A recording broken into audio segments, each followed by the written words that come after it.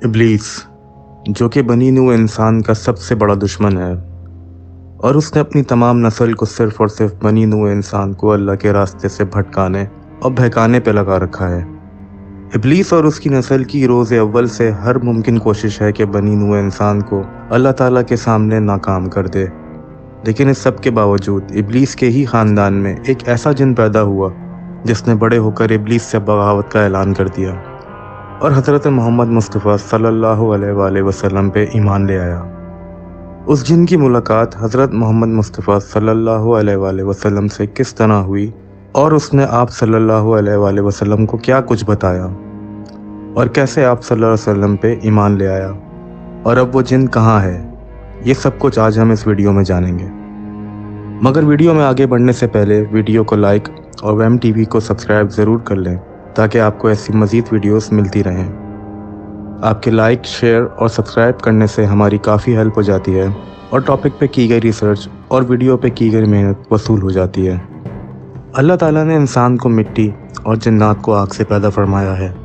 جنات کو اللہ تعالیٰ نے انسانوں سے ہزاروں سال پہلے پیدا فرمایا اور ان سے پوری کائنات بھر دی۔ انہی جنات میں سے ایک جن جس کا نام ابلیس تھا، اس نے اللہ تعالیٰ کے حکم کی نافرمانی کی اور حضرت آدم علیہ السلام کو سجدہ کرنے سے انکار کیا تھا، جس کی وجہ سے اس کو بارگاہ خداوندی سے نکال دیا گیا تھا۔ یہی وجہ تھی کہ ابلیس نے تا قیامت بنی نوع انسان کو گمراہ کرنے کی قسم اٹھائی تھی۔ تبھی سے ابلیس یعنی شیطان اور انسان کے درمیان نیک و بد اور حق و باطل کی جنگ آج تک جاری ہے اور قیامت تک جاری رہے گی۔ ابلیس جو کہ انسانوں کی طرح اللہ تعالیٰ کی مخلوق تھا، اسے بھی اللہ تعالیٰ نے انسانوں کی طرح عقل و شعور اور نسل بڑھانے کی قوت بخشی تھی۔ بعض شیاطین ایسے تھے جن کو اللہ تعالیٰ نے جوڑوں کی صورت میں پیدا کیا تھا۔ اسی وجہ سے وقت کے ساتھ ابلیس کی نسل بھی بڑھتی چلی گئی اور بنی نوع انسان کو اللہ تعالیٰ کی راہ سے گمراہ کرنے کے لیے زمین پر پھیلتی چلی گئی۔ ابلیس کی اولادیں اسی مقصد کے لیے مختلف کاموں پہ معمور ہو گئیں۔ ان میں کچھ شیاطین لوگوں میں فتنہ اور فساد پھیلاتے، کچھ بدکاری عام کرتے اور کچھ انسانوں کا آپس میں لڑواتے ہیں۔ اسی لیے ابلیس کی نسل کی تعداد بے انتہا ہے، جو لوگوں کو برائیوں کی طرف مائل کرتی ہے اور ان کو گناہوں میں مبتلا کرتی ہے۔ لیکن ابلیس کی نسل میں سے ایک شیطان ایسا بھی ہے جس نے ابلیس سے بغاوت کی تھی اور گمراہی کے راستے کو چھوڑ کے راہ حق پہ گامزن ہوا تھا۔ یہ شیطان ابلیس کا پوتا تھا جس نے نبی کریم صلی اللہ علیہ وسلم سے ملاقات کی تھی اور آپ صلی اللہ علیہ وسلم پر ایمان لایا تھا۔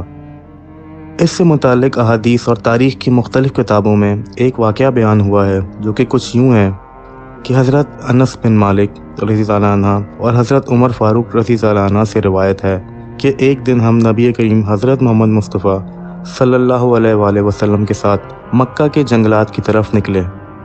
ہم تہامہ پہاڑوں کے ایک پہاڑ پر بیٹھے تھے، تبھی ایک بوڑھا شخص نمودار ہوا جو کہ اپنی لاٹھی کے سہارے چل رہا تھا۔ وہ شخص جب آپ لوگوں کے قریب آیا تو اس شخص نے آپ صلی اللہ علیہ وآلہ وسلم کو سلام پیش کیا۔ آپ صلی اللہ علیہ وآلہ وسلم نے اس کے سلام کا جواب دیا اور فرمایا کہ یہ بوڑھا شخص اپنی چال ڈھال اور آواز سے جن معلوم ہوتا ہے، جس پر اس بوڑھے نے جواب دیا، جی ہاں، آپ صلی اللہ علیہ وآلہ وسلم کا اندازہ صحیح ہے۔ تب آپ صلی اللہ علیہ وآلہ وسلم نے اس سے دریافت کیا کہ تو کون ہے اور تیرا تعلق جنات کے کس گروہ سے ہے؟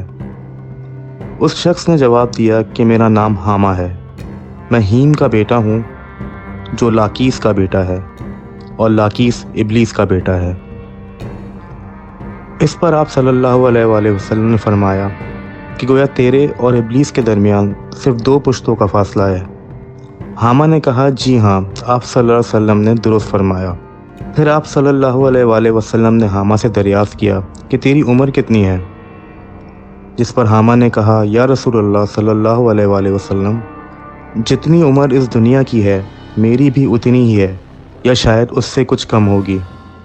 جن دنوں قابیل نے حابیل کو قتل کیا تھا اس وقت میں بچہ تھا اور میری عمر چند برس کی تھی، مگر میں بات سمجھ لیتا تھا۔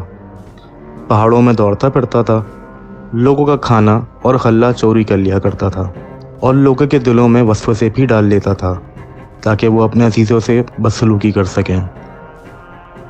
اس پر آپ صلی اللہ علیہ وآلہ وسلم نے فرمایا کہ یہ تو بہت برا عمل ہے۔ जिस पर हामा ने कहा कि हुजूर मुझ पे मलामत ना फरमाइए, क्योंकि मैं उन लोगों में से हूँ जो हज़रत नूह अलैहिस्सलाम पर ईमान ले आए थे और उनके हाथों तौबा कर ली थी और दीन के काम में उनकी मदद की थी। यहाँ तक कि मैं 1 साल तक हज़रत नूह अलैहिस्सलाम के साथ उनकी मस्जिद में रहा हूँ।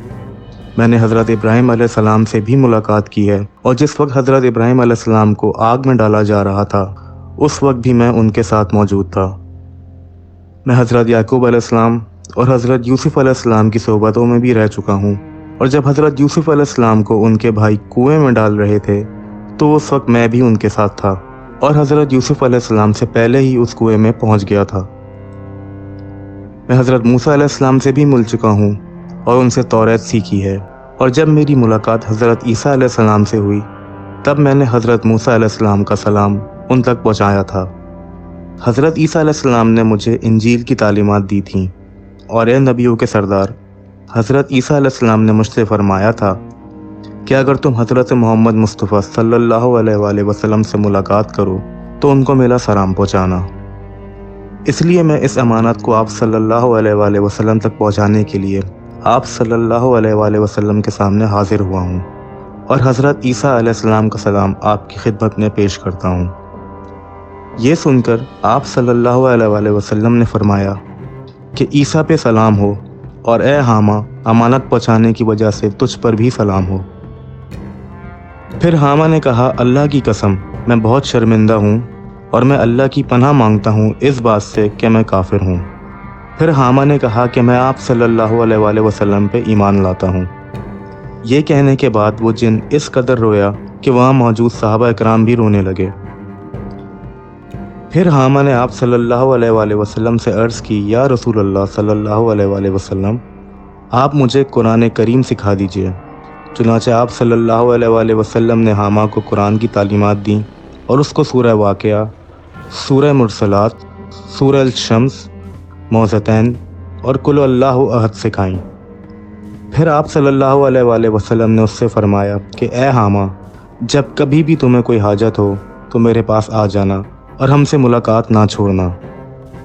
सहाबा रज़ी ताला अन्हा फरमाते हैं कि इस वाक़े के बाद हामा वहाँ से चला गया और उसके बाद आप सल्लल्लाहु अलैहि वसल्लम ने कभी हामा के बारे में कुछ नहीं फरमाया। कुछ अरसे बाद आप सल्लल्लाहु अलैहि वसल्लम की भी वफ़ात हो गई। अल्लाह ताला की ज़ात ही बेहतर जानती है कि हामा अब ज़िंदा भी है या नहीं। एक रिवायत में हज़रत आयशा रज़ी ताला अन्हा से मनकूल है कि रसूल पाक सल्लल्लाहु अलैहि वसल्लम ने फरमाया कि हामा जन्नत में है। बेशक अल्लाह ताला जिसे चाहे हिदायत देता है और जिसे चाहता है गुमराह रखता है, मगर हिदायत उसी को मिलती है जो अपने गुनाहों से तौबा कर ले और हक़ को कबूल कर ले। फिर चाहे उसके गुनाह कितने ही बड़े क्यों ना हों, अल्लाह ताला की साथ बहुत ही रहीम व करीम है। बेशक अल्लाह ही हर चीज़ पे कादिर है। वीडियो पसंद आई हो तो लाइक और सब्सक्राइब ज़रूर कीजिएगा।